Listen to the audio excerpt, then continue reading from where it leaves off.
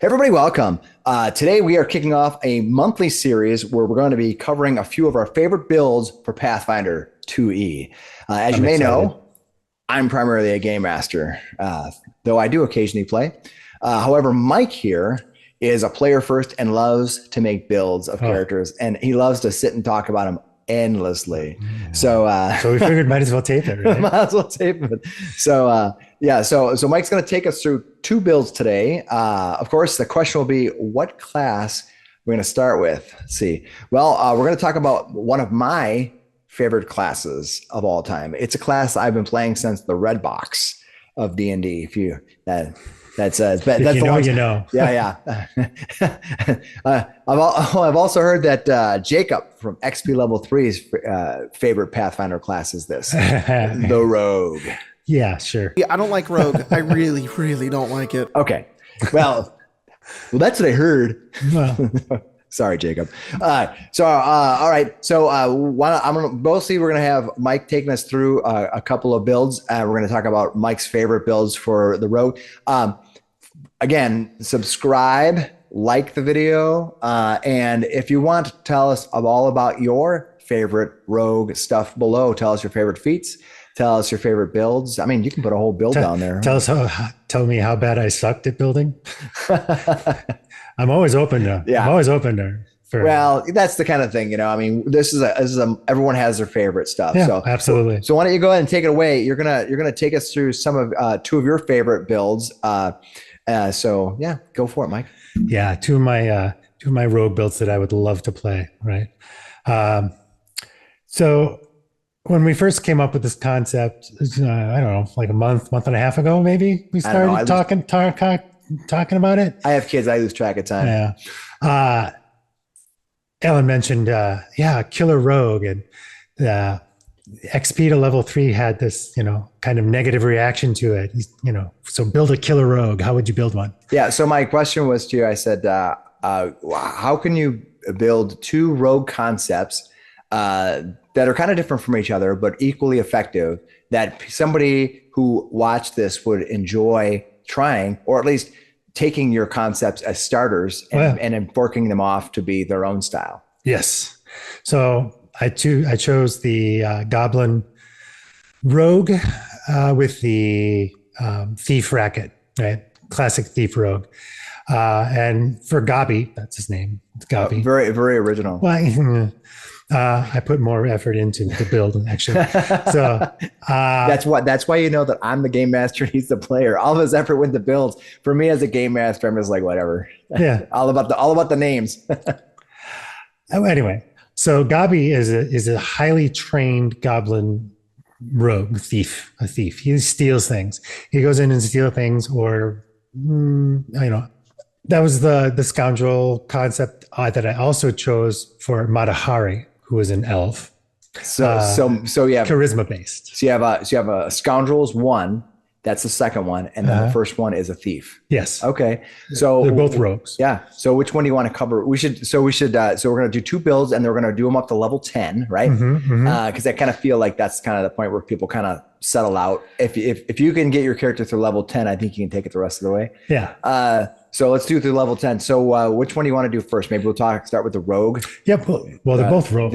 We'll start with the thief. The thief. Yes. The thief. The classic thief. Yeah. Right? So let's talk about the classic thief, and that's Gabi, right? That is Gabi. Okay. So why don't you give me an overview of kind of like the ABCs, so of what the character is. So yeah, his ancestry is goblin, of course. Of course. And with the goblin, you get some options, right, for his ancestry. And I gave him very sneaky for his ancestry feat. Very sneaky. Okay. Very sneaky, So which is really cool because it allows him to, if he starts hiding, if he's hidden, and he can move. And as long as he ends the turn, not just the move, under cover, he remains hidden. yeah. So that gives him a long way to move.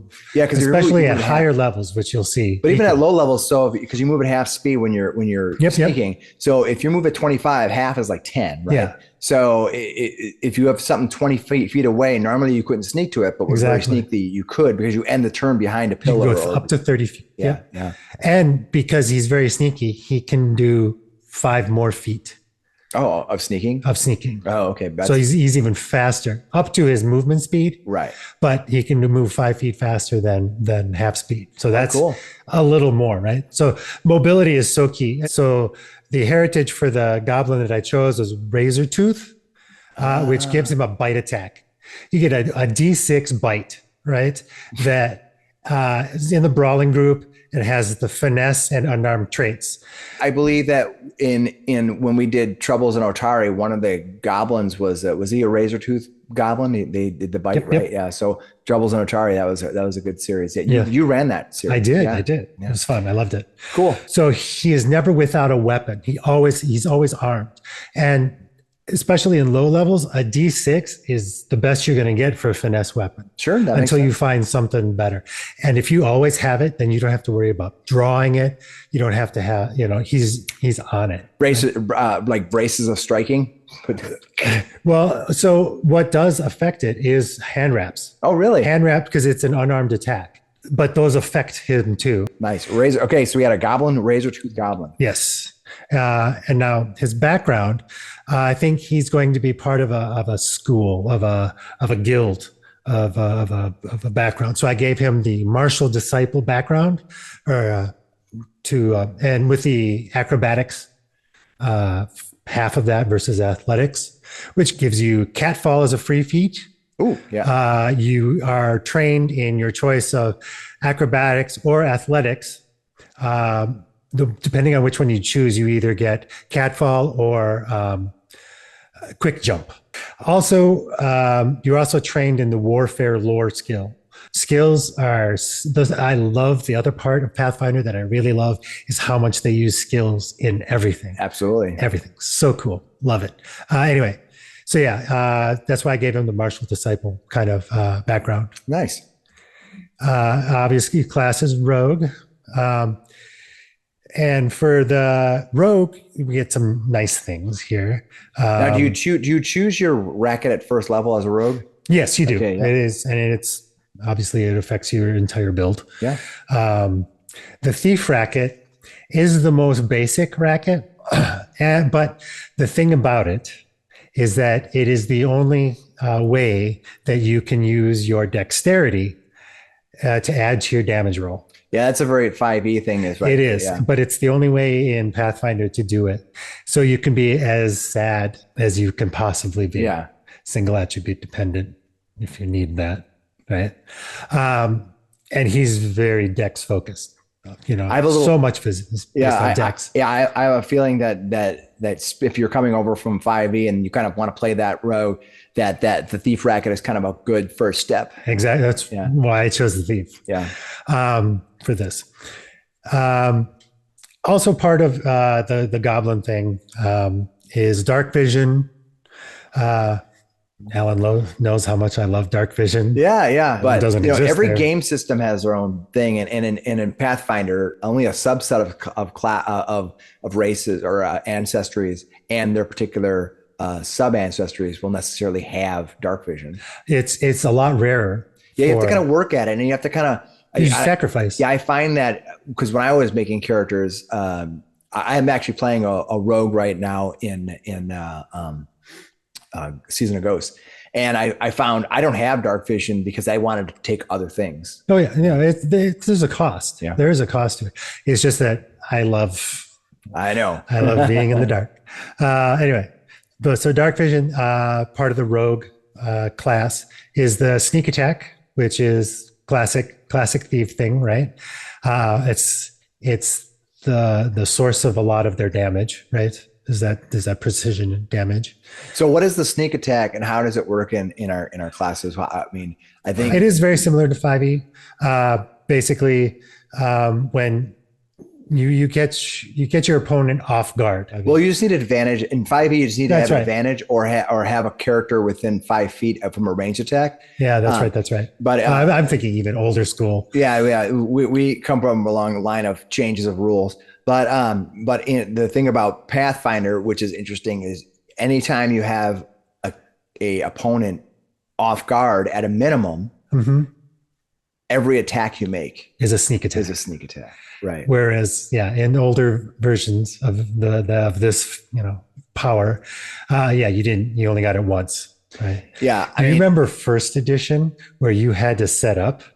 Oh yeah. It was a 3-round or 4-round setup. Yeah. It's like you had to hide. You had to set up your backstab, and then you could backstab. But the thing is, honestly, the amount of power, your backstab damage was pretty brutal. So I mean, this here you get a D6 at first level, and then you get what the levels is increase like 5th, 11th, and 17th. So right, and then another part of it is surprise attack, which is that when you take a pie to the face? Exactly. Yeah. Exactly. Yeah. No. When on the first round of combat, if you roll stealth or deception as your initiator for initiative, anyone that hasn't acted before you is off guard to you. And the name of the game for combat for the rogue, now that there's 3 pillars, but for the encounter portion or the combat portion, the ultimate goal of the rogue is to get your opponent off guard. That's your bread and butter. That's where you live. That's where you do all your damage. So that's the goal, right? Got it. So having it right off the bat is really great. You can do some pretty good burst damage, especially using the hidden and the things like that. You can really get in there and really land a really hard first hit. Nice. That's cool. And then keeping them off guard is now your task, or the task of the people around you, right? I mean, absolutely. That's a team game. Yeah, as I'm playing through Season of Ghosts, it is definitely, there are times when the people I'm playing with are not playing necessarily to aid me because they're doing their thing, right? And then there are times when they are working to aid me, and I'm way more effective when they. Everyone's more effective when you help everyone. Oh.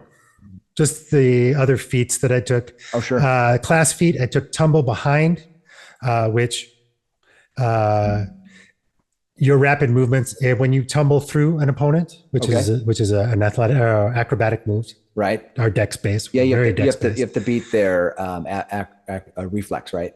Their reflex DC. Yeah, do reflex DC. Yep.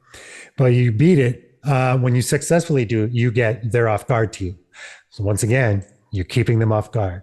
And then Intimidating Glare as a skill feat, just one of those tools that you get to get, that +1, because then all those +1s matter. You can't have like a intimidating smile with that razor tooth. Yeah, exactly. That's the glare, right? It's like, these big, imagine this tiny little goblin staring at you with these giant teeth. Yeah, that's intimidating. So, by the way, I will say that we will put these builds down below, and I'll say it again before the end of the episode. They'll be in our folder. The link's below. So, if you want to pull these, go ahead. Yeah, it'll be a PDF. Yeah. The other thing about the rogue, they are skill monkeys, as they always have been. Pretty much, they always had a lot of skills, right? With the abilities, right?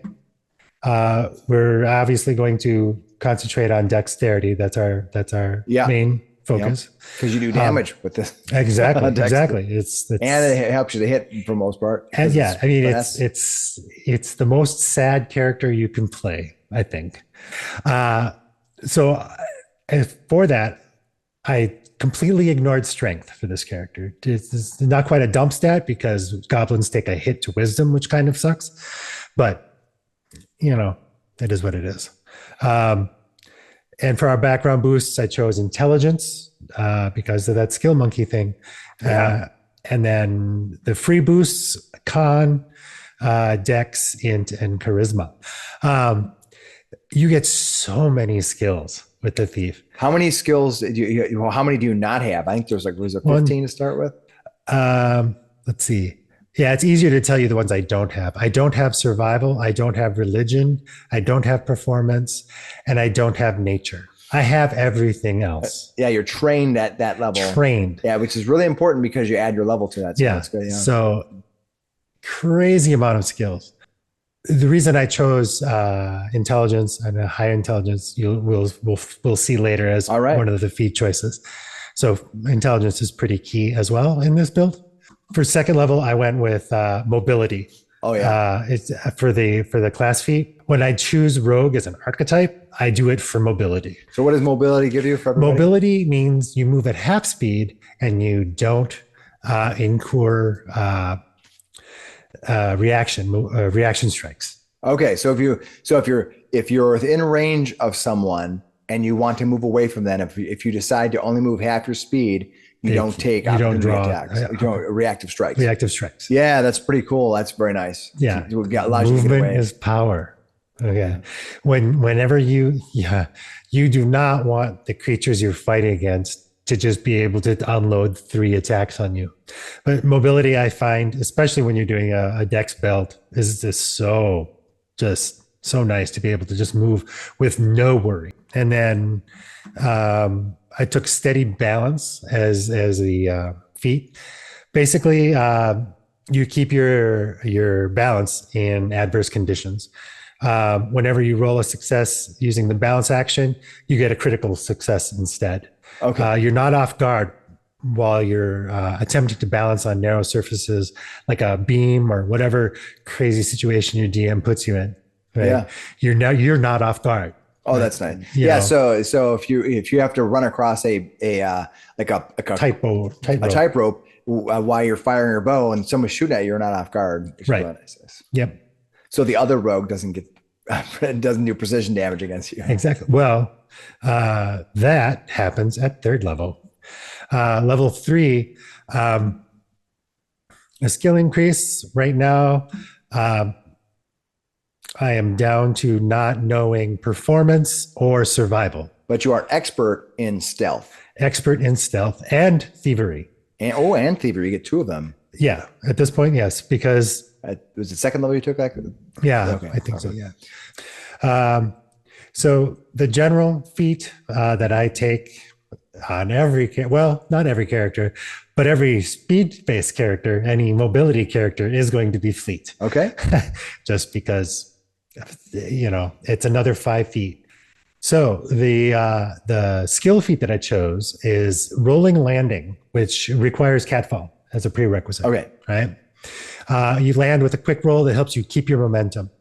If you fall and don't take damage, usually due to treating the fall as a shorter distance, which we do with catfall, you can use your reaction to immediately enter a short roll when you land and step.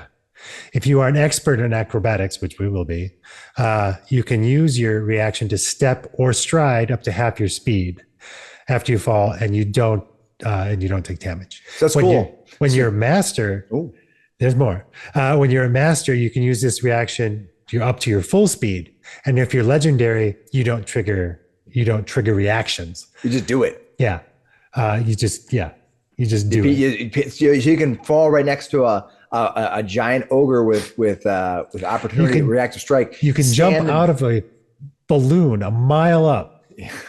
Yeah. Fall, take no damage because that legendary catfall, you take no damage from falling. You don't, and you land on your feet. Wow. I love it. Is that the superhero landing? Yes. And this one, you hit and roll, and you can roll up to your speed, right? At legendary, that doesn't provoke attack of opportunity. So on to level 4. We have now increased our stealth, thievery, deception, and acrobatics all to expert. Okay. Yeah, that's good. So for the class feat, I chose the acrobat dedication as an archetype. Oh, so you took an archetype here, and that's that. So you're kind of allowing yourself to branch off from this typical rogue path, and you're going to add. That would be what would most likely be considered like almost like a quote unquote multi-class of other games. But the archetype it's a way to get some tastes of other things. The archetype thing is so amazing. It can allow you to flavor your character so much. Yeah, acrobatic dedication. So what do we get with acrobatic dedication? I believe when you first start, you don't get a huge amount, but it's the dedications get your foot wet essentially. You become trained you become an expert in acrobatics. That's why we're an expert in 3 or 4 things now. Wow. Yeah. It's just a way to get a jump, Nice. jump on things. At 7th level, and here's the thing: at 7th level, you become a master in acrobatics automatically.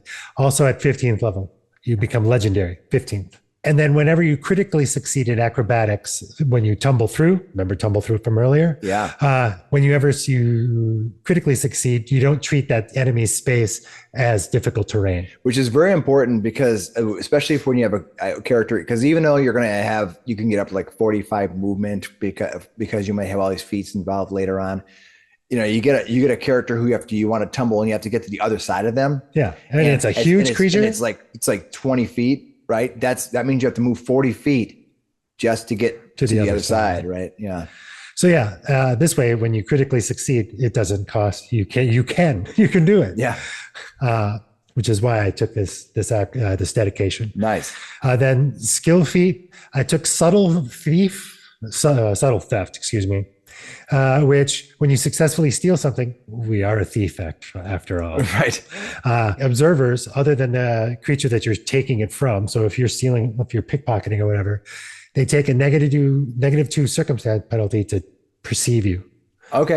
To detect your theft. If you first create a diversion using a deception, and we're already expert in deception here. Right? We are.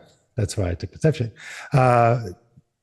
Taking a single Pullman object or steal action doesn't end your undetected condition. If you can get to a space undetected, which means they don't know you're there, and you succeed, you don't break that. You don't become detected. Oh, that's pretty awesome. Yeah. He's a thief. That's what he does. Yeah. The definite theme, right? Yeah. He knows his role. All right, so that's level 4. Level 5 is always that big spike. Now there are some different rules. Yeah, I know in our personal game we use the every level gets a. I think it's called gradual stat boost or something like that. Yeah, but out of the box, you get a big boost. You get 4 of them at 5th level, right? Yep. You get your ability boosts. You can boost 4 of your abilities, which we went with con. We're going to up our dex. Now, with Pathfinder, moving from a +4 to a +5 takes 2 steps. Yes. You get a partial boost and then the full boost. So we're taking our partial boost here. And then also intelligence and charisma. Wisdom and strength.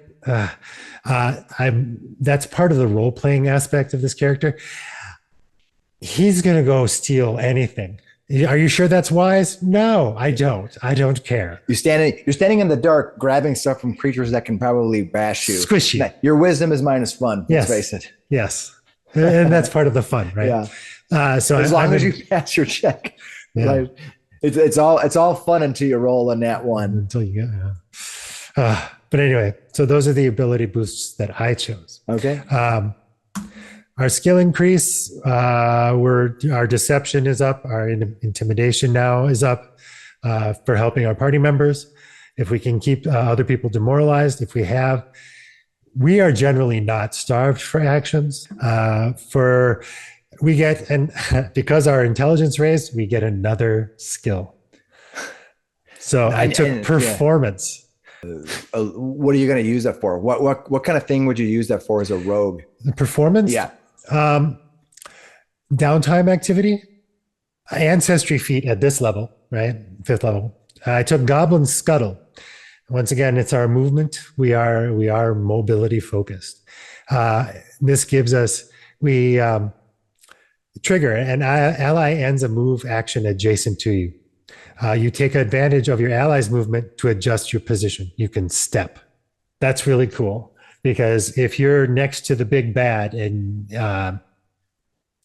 well, you think of it from a very simple standpoint, where you are beside a baddie that is a 5 by 5 foot area, and your ally runs up to the other face. Right now, you can step behind them.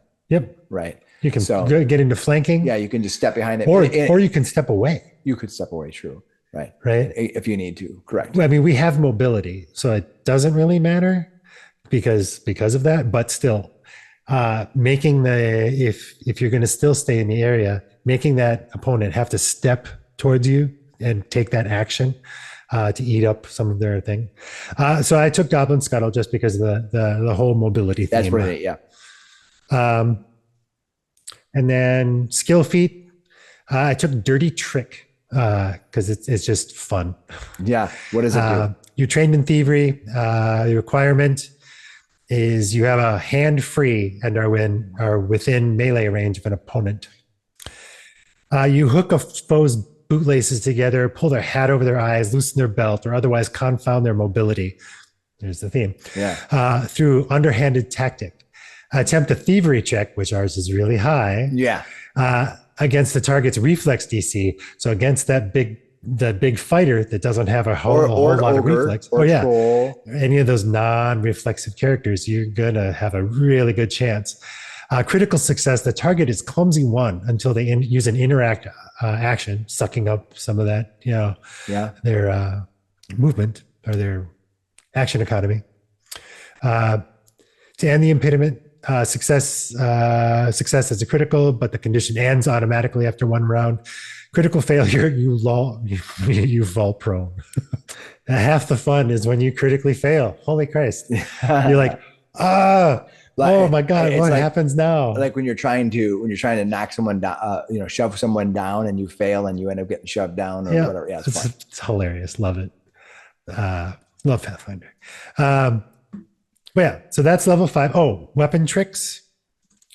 You gain expert proficiency in simple weapons, martial weapons, and unarmed attacks. Bitey. Yeah. When you critically succeed on an attack against an off-guard creature while using an agile or finesse weapon, our teeth are finesse. Yeah. You can apply the critical specialization effect for that weapon or unarmed attack. I don't know what it is for the bite. I forgot to look that up. Let's find out what it is real quick. So brawling critical specialization says, okay, so the brawling critical specialization in this case says the target must succeed on a 42 saving throw against your class DC or be slowed 1 until the end of your next turn. Oh my God, is that fantastic? So yeah, that is fantastic. I didn't even see that. You actually surprised yourself. Your build is so good that you didn't realize. It's like I didn't even. Oh man, that's great. Level 5. That's a nice power spike. Level 6. Ooh, analyze.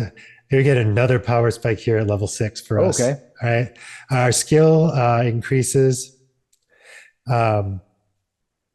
Society, stealth, intimidation, and it depends on certain games, especially for recall knowledge and things like that. Things like that. Society can be very powerful. It certainly is. Yeah. Watch. I am watching. I'm excited. Keep going. And the reason I chose Society is because he is a city goblin. Yeah, it makes sense. Our class feat is Analyze Weakness. Ooh, you got to tell me what this is all about. I think I've heard you say you really like this one. Yes. Analyze, you need a prerequisite is having a sneak attack, which at this point is 2d6. Yeah. Right. And you have identified a creature with recall knowledge. Okay. Right.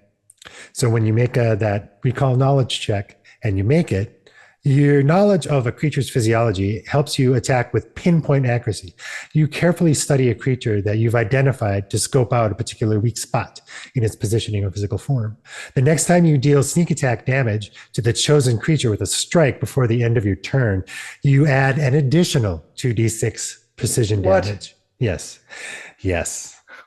So at this point, if at level 6, you're going to be doing 2d6 as it is, right? And then you do another 2d6. So if you take your first action is you do a recall knowledge on them, and you pass, and then your very next strike, if they're off guard, you're getting precision damage. You do 4d6 plus your weapon damage, plus at 6th level you're going to be probably having a +1 striking.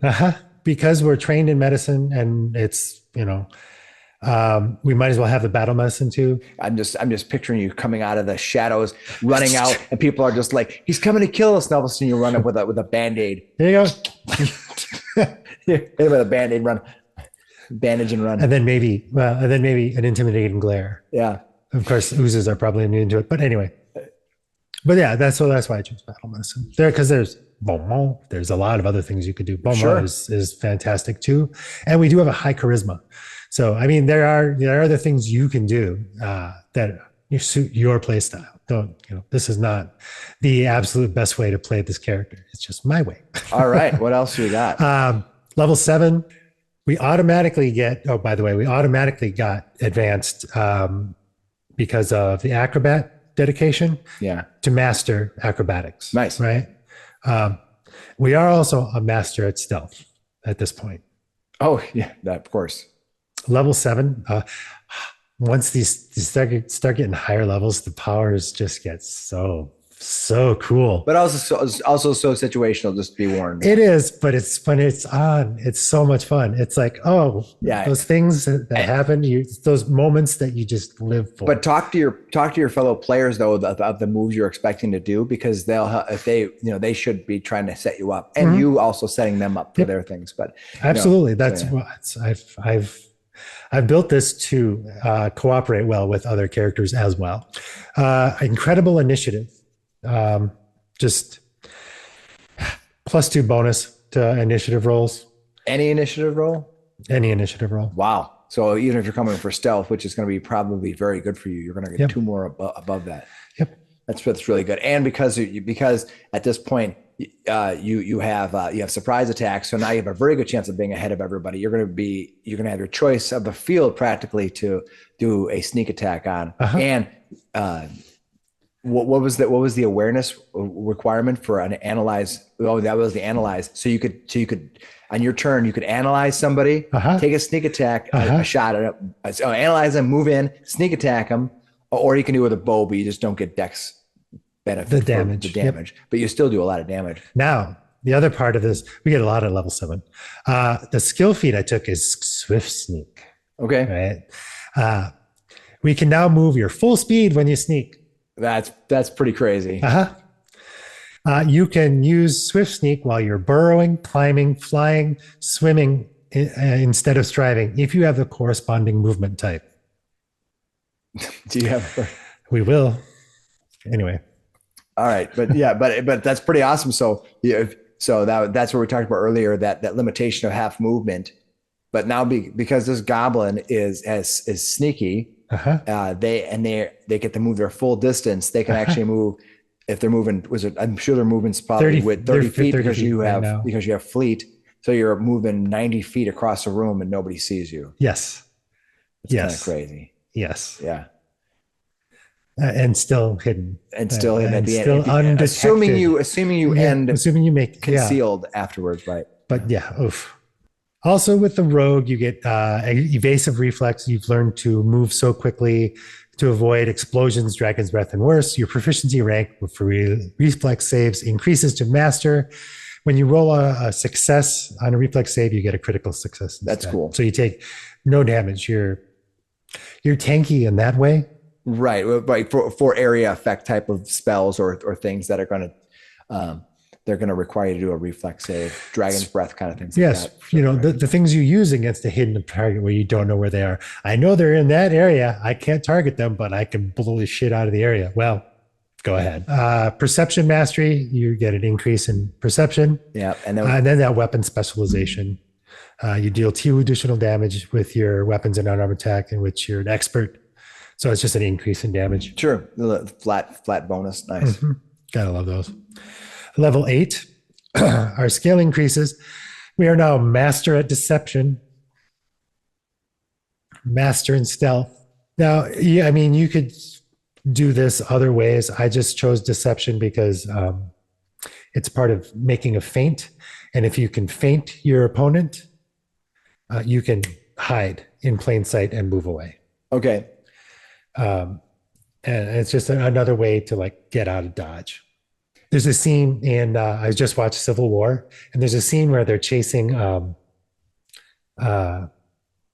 Winter Soldier, and he jumps down this thing, and he comes out and he's just gone. That's what this guy does. Just creates a distraction and he disappears.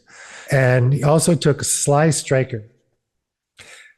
This is just a way to always do damage, even if they're not off guard. Creatures, you do more damage. When you succeed or critically succeed at a strike against a creature that isn't off guard to you, you also deal a d6 precision damage. It's not full precision damage, but you doing an extra d6. It's just, oh crap, you somehow I got you not off guard. I can get you anyway for a little more. Okay. Then I get out of dodge. When he does his big damage, he goes up and rips out the throat of whoever it is that he's going to sneak attack against. Graphic. This little goblin just comes up out of nowhere and rips your throat out. Nice. Oh, love it. Anyway. It's such a great kids game. Hey, right. Good, wholesome family fun. Skill feat. I took foil senses for, once again, this the theme of this class. You are adept at foiling creatures' special senses and cautious enough to safeguard against them at all times. Whenever you use the avoid, notice, hide, or sneak actions, which is we do all the time, you are always considered to be taking precautions against special senses. So those precise. There's a lot of creatures at this, especially coming at this level, that have tremor sense, that have other senses that they can sense you with. Yep. Precisely.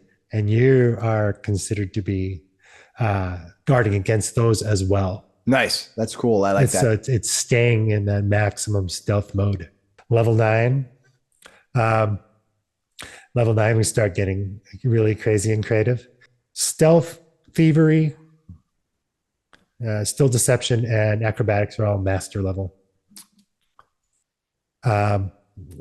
Crazy skills. Plus, he's got skill.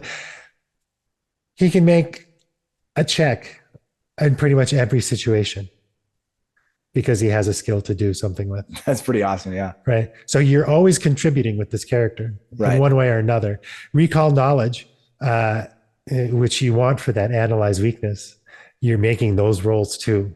That's because that is important in this, that analyze weakness, because it's just more damage. So it becomes part of your routine. Ancestry feat, another fun one. Cave climber. After years of clambering through caverns, you can climb easily anywhere you go.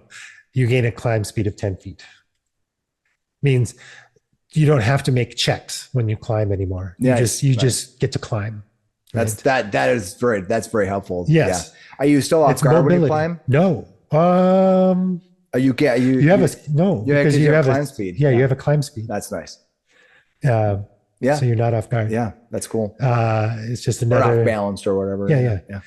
And that it gives you another avenue, another axis to move upon. Yeah. Kip up is the skill feat I took on those rare chances, because you can critically fail. And you get knocked down, right? And you knock yourself down. You can kip up as a free action. Yeah. Kip up is just you stand up and you don't trigger reactions. So, it's a free action to stand up. It's a free action. Really just you fall down, you get back up. It's really nice for when you fuck up. And now you also get debilitating strike on top of your sneak attack damage. Okay. You now get a debilitating strike that adds to it. You apply one of these debilitations, which lasts until the end of your next turn. This is very reminiscent, by the way, of the rogue classes of 3.5 or the old Pathfinder 1E classes. I can't remember if they both had these, but you had the greater rogue feats at later levels where you got to take all these debilitating things. Yeah, it's a lot of fun. So what are my debilitating options? Your options here? Debilitation. The target takes a 10-foot status penalty to speed. How long does it last for? Until the end of your next turn. Oh, nice. So on top of, say you pull a dirty trick. Yeah. Then you strike them, then you stab them because they're clumsy and their AC goes down a little bit. Boom, you get that. And now the opponent takes a 10-foot status penalty to its speed. And then you run away, and then it's trying to chase you. If it has no ranged options, you own this creature. You are making this ogre just fumble all over himself and drawing aggro big time. Right? Yeah, because you're doing a lot of damage, but you just can't catch you. Hopefully, you have a champion there to egg him on too. So he's hitting the champion's shield while you're running it. And then if he does go after you, the champion makes him pay for that, or the barbarian just stays on him. I mean, it's a party game, right? Yeah, for sure, totally. The other debilitation. I can talk. The target becomes enfeebled 1, Okay. which look at your traits, look at your conditions. Yeah, that's great. Yeah. It's a debuff. It's a good one. Yeah, for sure. Rogue's resilience. Your physique is incredibly hardy. Your proficiency rank and fortitude saves goes up to expert. When you Yep. you roll a success, you get a critical. So That's cool. Yeah. fighting off those poisons, which is nice. Mm-hmm. Level 10, and where we're going to stop, skill increase. I've increased society up to expert at this point. Okay. Intimidation is up to 20, just because it's You're a a good master. one. Yep. Yep. It's a nice one to have because at this point, you're not always going to be able to be whatever, but if you're helping your other team members, it's just another way to help out. Yep. Your deception, because that's so key to what you do as well. And then acrobatics is at a 21 and master. So yes. Ability boosts. We finish our dex goes up to +5. Woohoo, we made it. I know, right? Just as a level 10 ends, we're like, Super fast. Our intelligence and charisma and con are all at +4 as well. wow. Yeah. Right. And they won't go up again for a long time because they need to go up 2 steps now to get to Right. right. So now you kind of fill out the other ones or whatever you want to do. Intelligence, we get yet another skill. You can because finally of survive. Yes. You're level 10. I chose survival. Actually, now that I look at this, I would actually probably at this point choose, just because of the things we're fighting at this point, maybe religion for those recall knowledge checks. Yeah, for Right. sure. You kind of want to know that because Yep. a lot of undead are immune to precision damage, and you're going to want to know that going Yep. in, right? Yep. So do what you want, but I'm changing to religion. Okay. We got a class feat. Okay. Sneak adept. All right. What is this doing? It is almost impossible to spot you. Whenever you roll a failure on your sneak action, you get a success instead. Wow. You can only critically fail For sneaking? for sneaking. Okay. Well, I You guess can only critically fail. that is definitely a thief. Yes. That is This definitely a thief. is, you said make the killer thief, the killer rogue. That's what I did. For sure.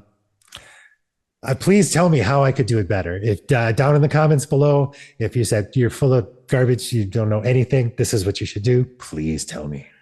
And then for a skill feat, I took slippery prey on the off chance something grabs you, because that defeats your mobility. Right. Takes away our bread and butter. Well, a lot of creatures had like that grab Exactly. where they get their grab check at no multiple attack penalty. Yep. So Or that it could be- gets an automatic try whenever they hit you. So anything with tentacles. So this is going to give you better a chance of evading and getting out of those. Right. When you escape using acrobatics or athletics, we of course will be using acrobatics. Yeah. How do we use athletics? You're dumb. You reduce the multiple attack penalty for repeated attempts to -4 and -8, because that is subject to the map, right? The penalty becomes 3 and -3 and -6 if you're a master, which we are. And if you're legendary in the skill, you don't take any penalties for multiple escape attempts. So one of the questions that I was looking for, but I see why you didn't, was the opportune backstab. Mm-hmm. So opportune backstab allows you to use your reaction to attack somebody when your opponent attacks you.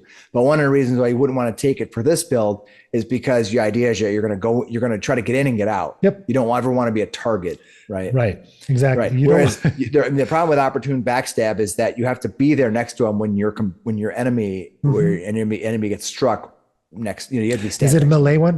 Like I said, I didn't even look at that because it wasn't part of my build. Yeah, opportune backstab is a rogue. It's just I know it's a rogue feat. one. Yeah, it's I believe level 8. It's a level 8 rogue feat, and I know it's very popular, but it's also one that requires you to always be there. It's a melee attack. Next to him, right? Yeah. So Right. like a ranged one, a ranged rogue couldn't use it. Yeah, you could if you used depending on what kind of weapon you had.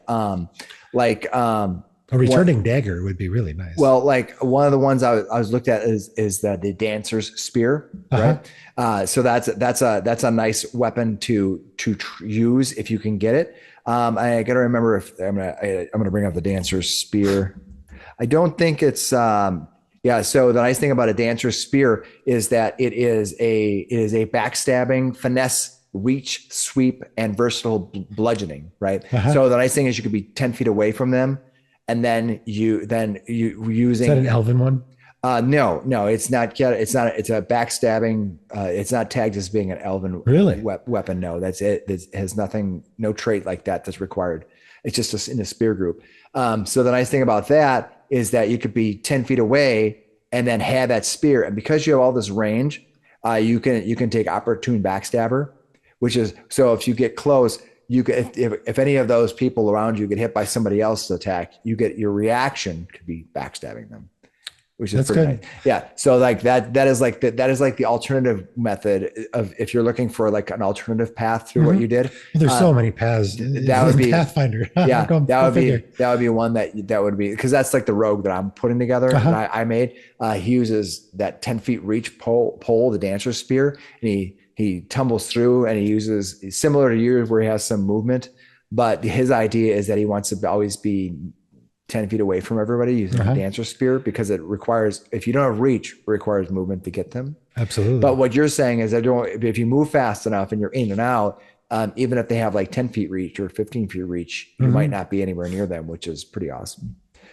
Okay, so that was the thief of the rogue, but you had another type that wasn't a thief, that was more charisma based, that I understand. Yes. So this ought to be very different. What are we looking at here for this thief that is not so much a thief, but more of a, is it like a bard? What is it? So I named her Matahari. Okay. The kind of inspiration for this build is a spy-ish type. Not so much a thief. I mean, obviously she's a rogue, so she's going to have a lot of that skill set because that's the class. Sure. But it's more of a spy. I would use her more, definitely in a city. Rogues are more at home, and I think in a city or an urban environment than they are out in the woods. Yeah, that's a ranger. Go play a ranger if you want to be out in the woods. I mean, the rogue will be out there. You can do a ranger with like a rogue dedication. That's true. Or there's a whole number of dedications that will help you be a ranger, be more rogue-like. Yes, for sure. Or your rogue, you can always take the ranger dedication. Yeah, also. It's not my favorite, but okay. So show me. So show me what's going on. Ranger though. Yeah, the ranger. Next one's ranger. No, next one I want. Tell you what you want. Let's find out. Why don't you comment below with what class we want us to cover next month? Yeah, please. So I'm open. I love them all. So list the classes the class that you want us to do, and we'll see what we get for comments. How about that? I like it. All right. Background: I took charlatan. Right? Oh, that's interesting. Okay, why'd you choose charlatan? Because you travel from place to place, peddling false fortunes and snake oil in one town, while pretending to be royalty and exile to seduce a wealthy heir in the next town. It's kind of the theme for this. That's okay. That's kind of how I envisioned her, right? Well, you said spy, so that very spy like that. Becoming an adventurer might be your next big scam or an attempt to put your talents for a greater cause. Perhaps it's a bit of both, as you realize that after pretending to be a hero, you've kind of become the mask, right? Sure. Yeah. However, it's your character, player however you want. Yeah. You choose two attributes. One must be intelligence or charisma. Actually, either one would work in this case, but I think charisma is what you're going for. Charisma right? is the one I'm going for. And then a free ability boost. Okay. You're trained in deception and underworld lore skill. You also gain the charming liar skill feat. So you get a lot for this. Yeah. What is charming liar? Your charm allows you to win over those you lie to. When you get a critical success using a lie action, the target's attitude towards you improves by one step, as though you succeeded in using diplomacy to make an impression. This works only once per conversation, and if you critically succeed against multiple targets using the same result, you must choose one creature's attitude. You must be lying to impart seemingly important information, inflate your status, or ingratiate yourself, which trivial or irrelevant lies can't achieve. Okay. So that you sense the theme I'm going with here? Yeah, Is I that, do. is that kind of the Let's thing? let's go through it. Give me the ABCs. Yes, but the ABCs, the C is the class. Okay. So I'm just saying I Sure, go chose for it. the Scoundrel Racket. Okay. Okay, So you chose the Scoundrel Racket for this one. for the yes. All right. You use fast talking, flattery, and a silver tongue to avoid danger and escape tricky situations. You might be a grifter or a con artist, or you might use your skills in certain reputable positions like barrister or diplomat Oh. or spy. Or yeah, so it's like doubling down on the charlatan. Yep. And that's I think that's Mike's theme, doubling down. I think It's like if you go to embrace it, the whole thing. When you successfully feint, the target is off guard against your melee attacks until the end of your next turn. On a critical success, the target is off guard against all melee attacks, not just yours, until the end of your next turn, not just yours. If you feint while it'd be fantastic if you played a oops rogue group, right? Where everyone's a rogue. Oh, yeah. absolutely. Yeah. This one and Gabi. Whew, Yeah. nice. When wielding an agile or finesse weapon, you can step immediately after the feint as a free action. Oh, that's nice. Yeah. It's like step, back up. Once again, mobility for rogues, it's mobile. You have to be mobile. Yeah, in some respects, yeah, for sure. You're trained in deception and diplomacy. You can choose charisma as your key attribute, which we did. So what does that charisma as your key attribute give you? That determines your class DC, Perfect. Okay. right? Yeah. Instead of Dex for the previous one. Got it.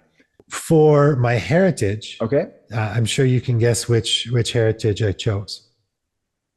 Is it Cavern Elf? It's not. Ha ha. What? Yes. You didn't choose I didn't choose Dark Vision. The most dark vision of all dark vision. I didn't choose Dark Vision. I might not make it through. I'm so shocked. That's why I've been looking at you. Yeah, you son of a bitch. It's not Cavern I Elf. showed you. It's not Cavern. It's Ancient Elf, Ooh. which gives you a dedication feat at first level. Is it dedicated to dark vision? Not yet. Okay. It is. I took the sorcerer dedication though. Oh, interesting. Okay, well, tell me more. That's going to give us some spell-like abilities, some spells to aid us in our role. Oh, so you're gonna be. So what you're gonna do is you're gonna counteract some of the things you're a little short on with magic. Yep. Nice. Yep. It's a different path. I'm loving it. Keep going. For elf, my ancestry feat is always going to be nimble elf. It's always gonna be. Always going to be. Right. If I'm choosing elf, I'm choosing it to be nimble. And nimble right? is 5 feet extra movement. okay. On top of the elf that starts with 30-foot movement. Nice. Right?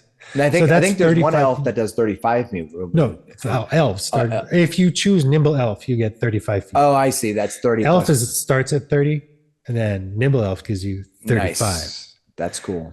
And then my nimble elf is going to have nimble dodge as a class feat, which you definitely dodge out of the way. You gain a +2 circumstance bonus to AC against the triggering attack. Now So that it is a a reaction. reaction. Yeah, so you only get to do one attack, but it's still pretty cool. Yeah. Like if a guy's things coming go in south. with a big, like you get yourself in a bad situation and he's got that two-handed club and he's going to hit you. I mean, if anything, even if you don't avoid the hit, you can avoid the crit. Exactly. Yeah. Those +1s matter. Yeah. Or +2 in this case. Yeah, exactly. Yeah. Thing is about the elf is they take a negative to constitution. So we really don't want to be getting hit. We are a glass cannon. Okay. That's you're doubling down. And we're not even a cannon. This isn't a huge damage dealer. Okay. That's not really her role, but she can still put out some good damage. Okay. But yeah, so nimble dodge. So we went hardcore for set abilities, right? Charisma, obviously. Elves get intelligence and dex as a bonus, Okay. and that negative to constitution. For our background, I chose charisma and dexterity because we are definitely a dex-based skill. Now, I chose actually to use her class DC, her class boost as dexterity. Okay. We'll build on charisma a little later, but Okay. Yeah. So you're still going to be using still a dex rogue. as your We're still a rogue. Yeah. Go ahead. And then skill training, because we have such a high intelligence, we get crazy amounts of skills. So just the regular ones. We do not have crafting, religion. That's the only two we're missing. Wait a minute. So at level 1, your only 2 skills you don't have, you're not trained in, is crafting and religion. Yeah.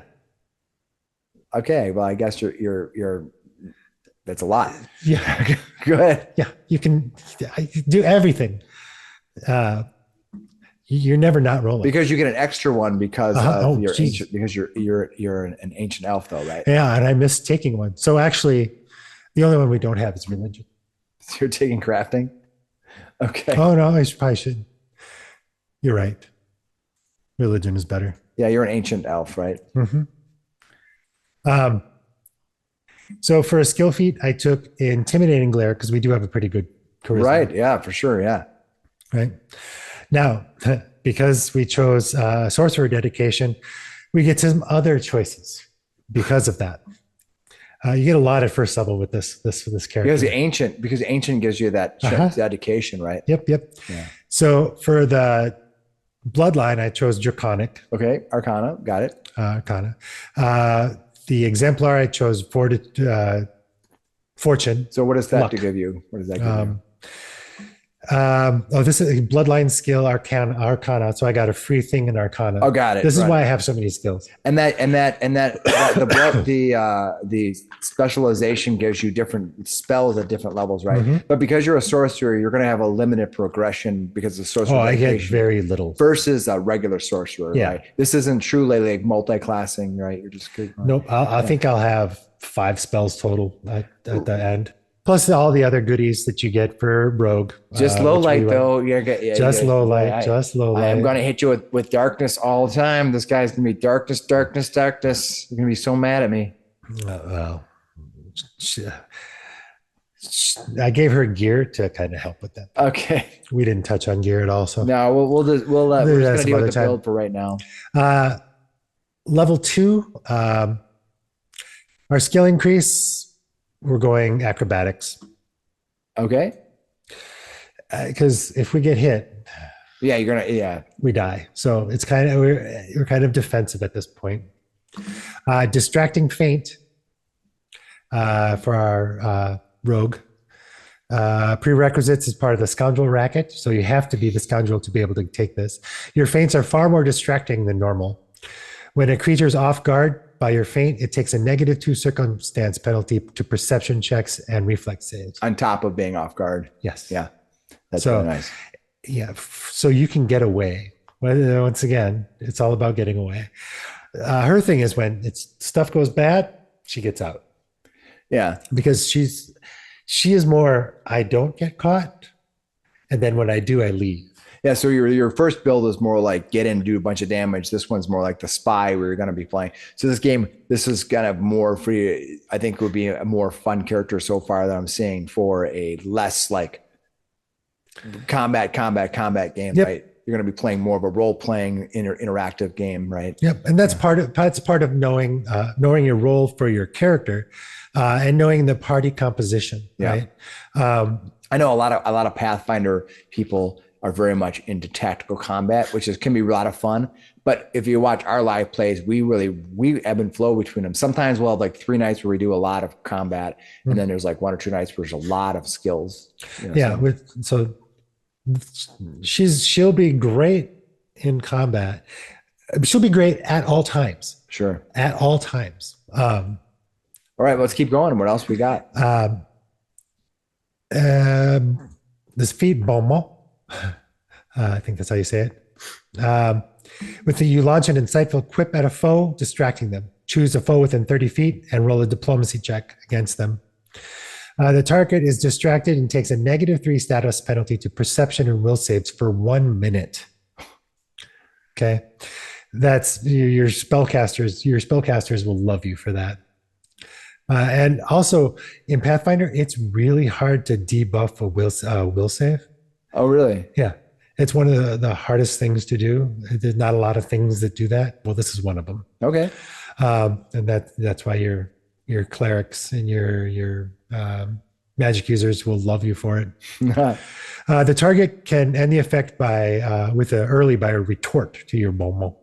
This can either be a single action that has a concentrate trait or appropriate skill action to frame their retort. So if the idea is that you're going to go and then your wizard's going to go and then they're going to go, but because they haven't gone yet, they're going to have, if you critically succeed, they're going to have a -3 to their will saves for that wizard who's coming up right after you, or the witch or whatever. Yep. Yeah. And that's if that person wants to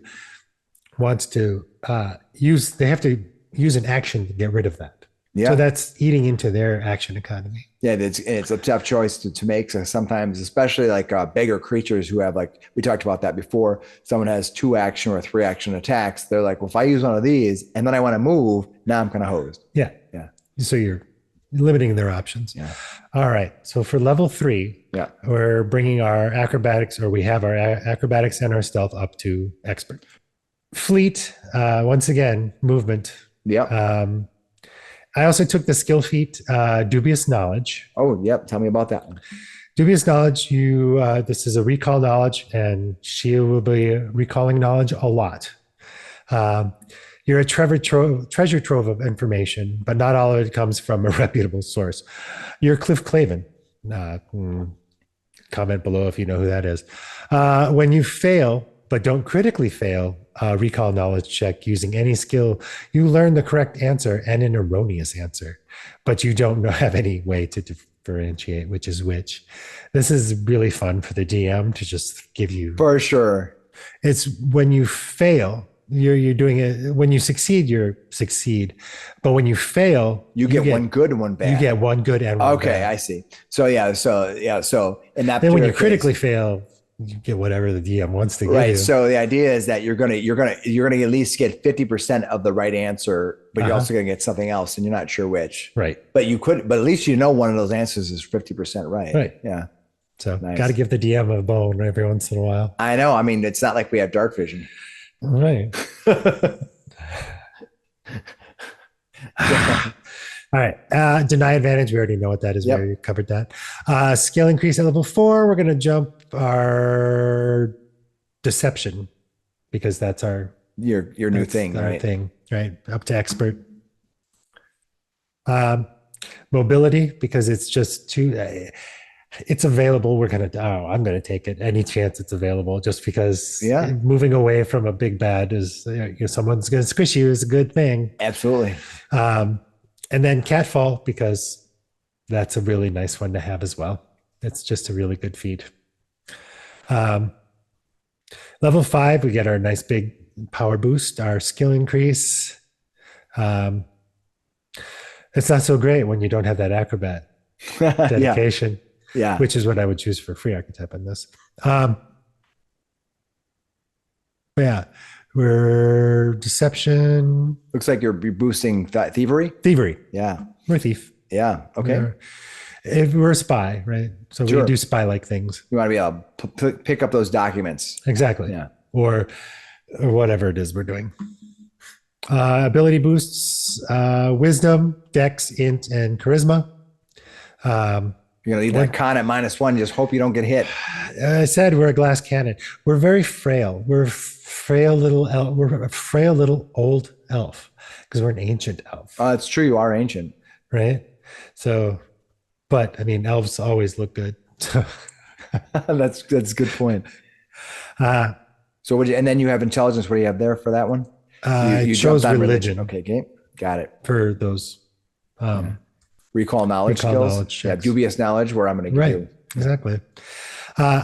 So I took the ancestry feat of otherworldly magic, right? Your elven magic manifests as a simple arcane spell, even if you aren't formerly trained in magic. Choose one cantrip from the arcane spell list. You cast this cantrip as an arcane innate spell at will. Cantrip is heightened to a spell rank equal to half your level rounded up. Now, I'm not using attack spells or anything with this character. Yep. I chose shield.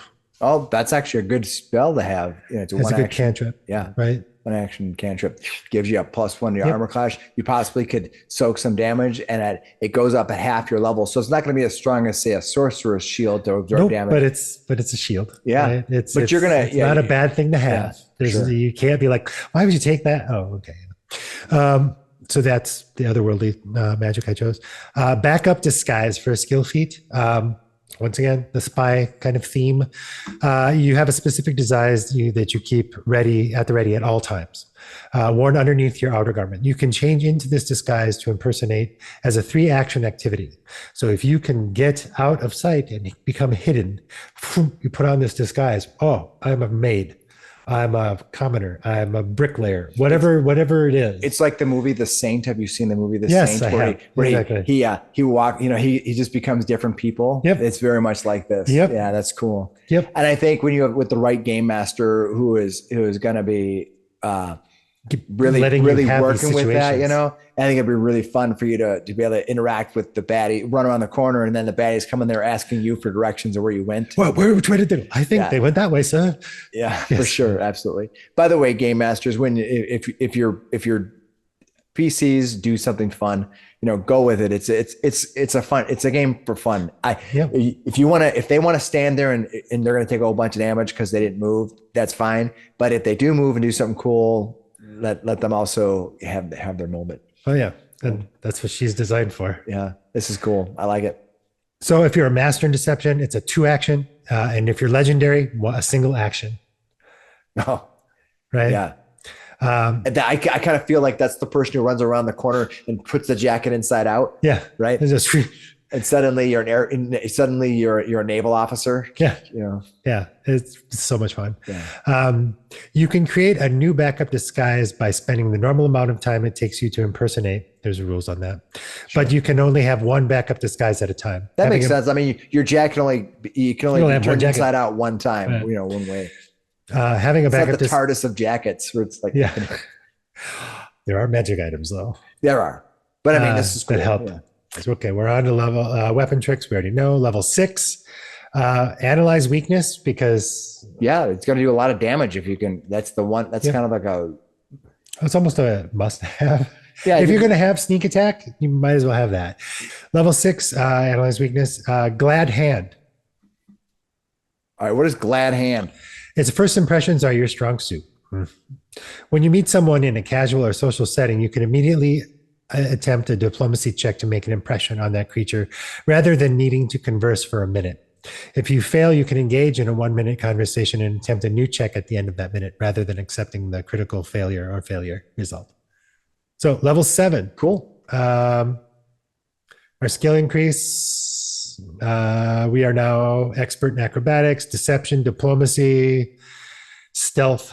A master in stealth. We like to be hidden. Don't get caught. Yeah, don't get caught, and you're not going to. Quick disguise. Quick disguise. You can set up a disguise in 1/10 the usual time, generally 1 minute. If you're a master in deception, you can create a full disguise and impersonate as a 3-action activity. If you're legendary, it takes a single action. Wow, that's pretty amazing. That's super fun. That is the saint. Yeah. Right? Yeah. He's always got like 3 layers of disguise. Yeah, exactly. That's quick disguise. And then swift sneak, because sneaking at full movement. At this point, she has a 40-foot movement speed. Right. So you want to, how does she get her improved movement speed? I know she did. We missed that at 3rd level. We took fleet as the general feat. Okay. I didn't touch on it because we've already talked about it. That makes sense. And I forgot to mention it though. So now her speed is 40 feet. She can sneak 120 feet. Right. Now she has to move from cover to cover to cover, unlike our rogue, or unlike the goblin, who could just go in a straight line. She has to end a movement behind cover. Right. So she has to kind of like go between like islands. Bushes to bushes. Yeah. Yeah. Got it. But it's still a long way. Yeah. And then the standard level 7 rogue stuff. Yeah. So that's evasion, perception, mastery, and weapon specialization. Exactly. Level 8 skill increase, deception and stealth to master. So for the class feat, I took basic sorcerer spellcasting. I'll go over the spells at the end. Sure. And for your all of the basics spells. and your basic spellcasting allows you to do You gain basic spellcasting benefits each time you gain a spell slot of a new rank for the sorcerer archetype.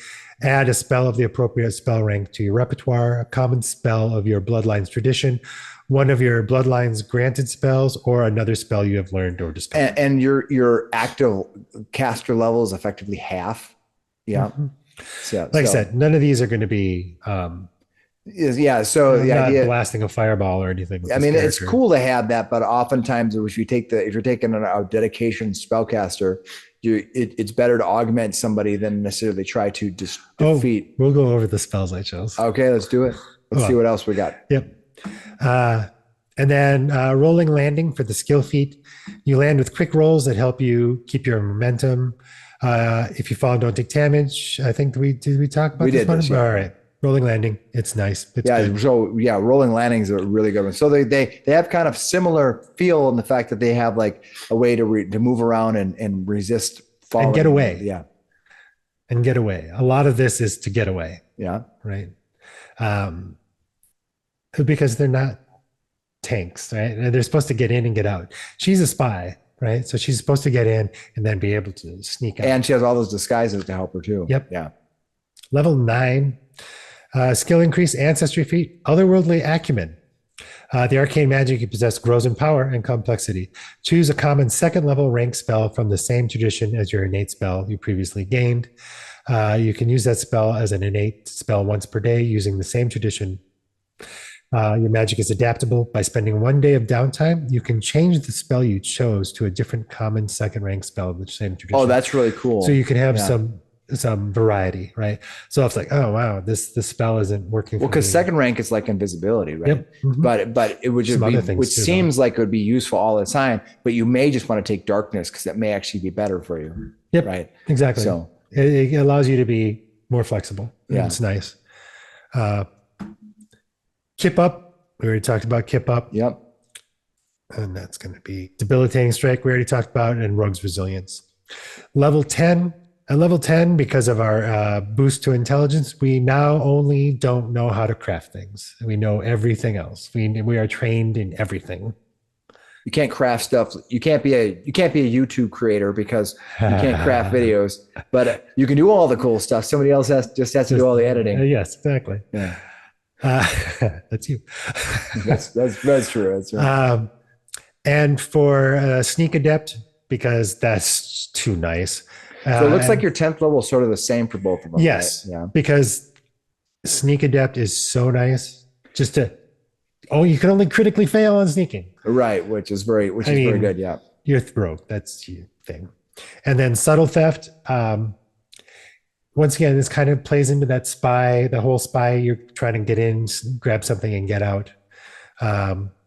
Makes sense to me. Or that's for taking the keys off the guard or taking the pass off the guard and him not noticing. Well, that's really cool. I like both of these. These are really cool. Why don't you go over the spells for this person? Because they get other than being a rogue, because they have some spell-like abilities, I'm sure they have some cool things they can do.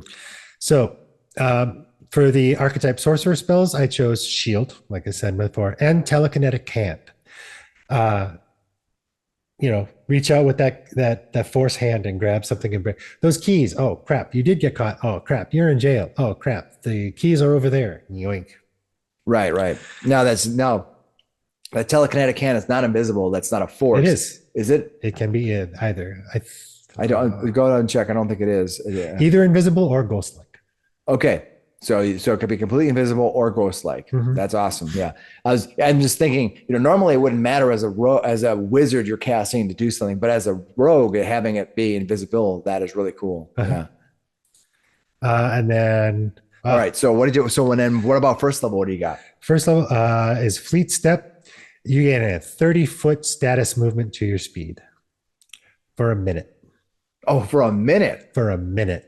That's the basic either. Yeah, that's basically an entire encounter, a very long encounter, or When you can sneak that entire time. So now, because your 30-foot status bonus of speed. You got to remember in Pathfinder, if you're not familiar, it's 30 feet for 3 actions. Each action gets a 30 feet bonus to your speed. So it's really 90 feet on top. 70. What's that? 30 feet bonus. She moves at 40. Yeah. So she gets 30 on top of that. Right. So her minimum is 70. Right. One move, 70. And because you can sneak at full speed, you can be sneaking 70 feet between pillars. Uh-huh. I mean, that's pretty amazing. Yep. Like I said, all of her spells that I chose, none of them are like, they're all buffs. They're all supportive. And then Gecko Grip at 2nd level. Tiny hairs cling to your, tiny clinging hairs sprout across the creature's hands and feet, offering purchase on nearly any surface. You get a climb speed equal to your speed. It's like Spider-Man. Remember Tobey Maguire where he showed you the little barbs in there? Whereas the goblin could only climb at 10. Yeah.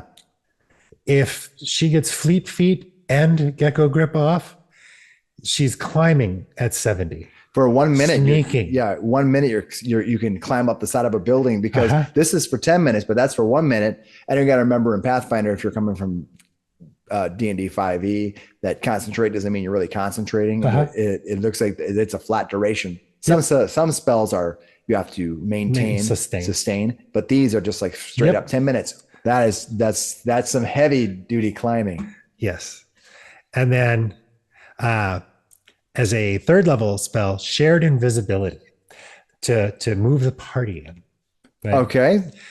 You and all targets are invisible except to each other, which is important, as long as the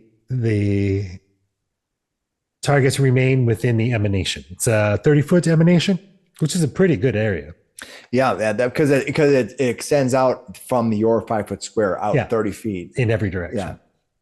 Yeah. So you can move a pretty big chunk of movement, right? Yeah, that's a pretty good. And that's area. Important at higher levels when you start getting close, because you start getting class features like barbarians who can grow to large. So now you want to be able to have that area effect where you can have a large barbarian, soon to be someday huge. They can, if they take that certain feat. Oh yeah.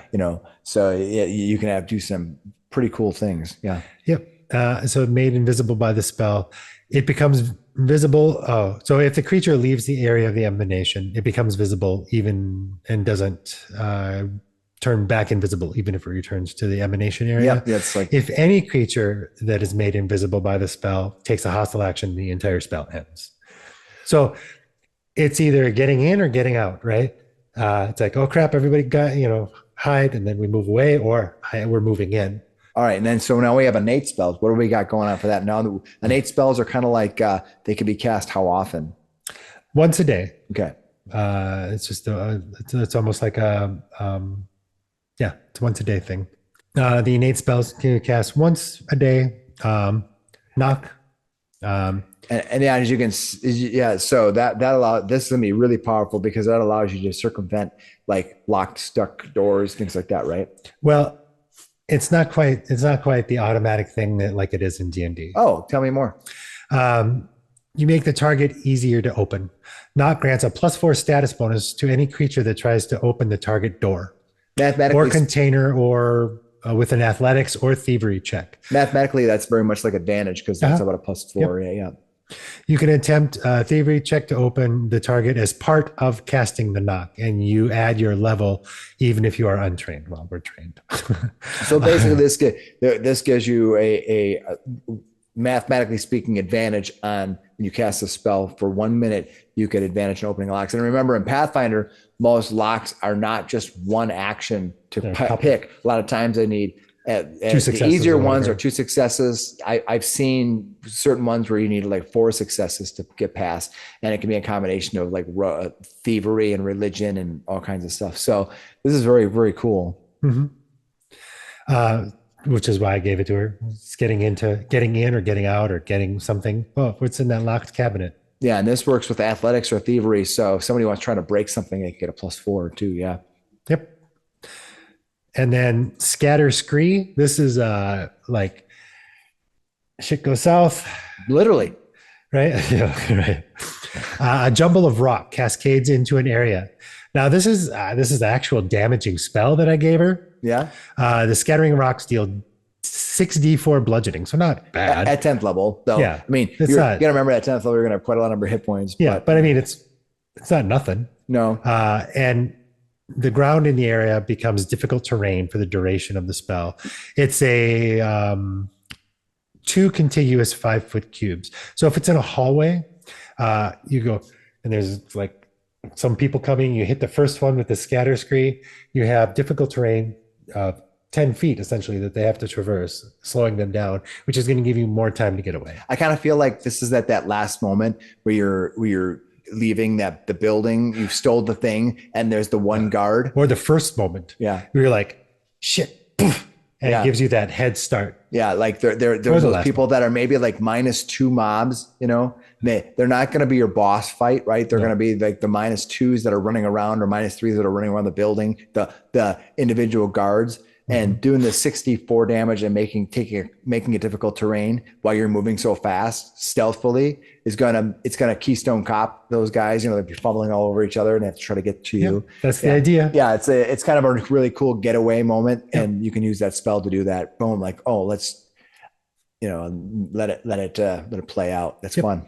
It's kind of like magical caltrops. But yeah, I think this is really fun. This is a really fun build. So well, cool. Well, now, like I said, two very different paths to the same destination. Yeah, we'll put the builds down below. You can go on check them out. Let us know. I mean, this is our first time going over our class guide. What did you like about it? What did you not like? If you want us to do something differently, let us know. We're just kind of figuring this out. And other than that, have fun with your games. Enjoy them. Next week, I think, where I'm going to be talking with Zach. And we're going to be talking about D&D's wizards. And one of the things we're going to talk about is why are wizards overpowered? So we're going to go over the history of that and how they became to be overpowered, and some of the options that you as a game master might be able to add to your game to kind of even out a little bit the caster martial divide, right? So we're gonna talk about that a little bit. It's a good one for Zach because Zach does not like playing wizard characters, and I love it. He's playing a wizard character in our Dragons Demand game right now, and every time I think he's finally starting to like it a little bit. Well, yeah, he's also not rushing head first into battle because he thinks he's a paladin. Yeah. He forgets he's not a. The first couple of nights, I was just like, "Your character's never going to survive." All right. Well, it's not delaying any longer. It was a long video, but we had a lot of time. We had a lot of good times. We covered a lot of things. So go ahead and watch our live plays. Well, we can find them in our catalog. Right now, we're playing the Dragon's Demand. We're going to be on episode 12 coming up here soon. And probably go to about 22 episodes, I'm guessing, something like that. I'm guessing. Rough guess. I hope so. I love it. So, and then after that, we're probably going to be moving forward to something with Starfinder, because Starfinder 2E is coming out. So we're going to be doing some videos here covering some of the Starfinder stuff coming up too. So we have a lot of stuff going on, not a lot of time. So we're going to fit in all these videos whenever we can. We're not running out of ideas anytime soon. Yeah, no. Well, right. Lots of content. All right. So like and subscribe. Yeah. I said it at the beginning. Did you? Yeah, I did. Okay, good. Yeah. I wasn't paying attention. I don't say it very often because I feel like it's kind of annoying. Yeah. So if you haven't subscribed now, whatever. I can't make you do it. I mean, I can do it. Appreciate it. I do appreciate it quite a bit. All right. You guys have a great night. Peace. Bye.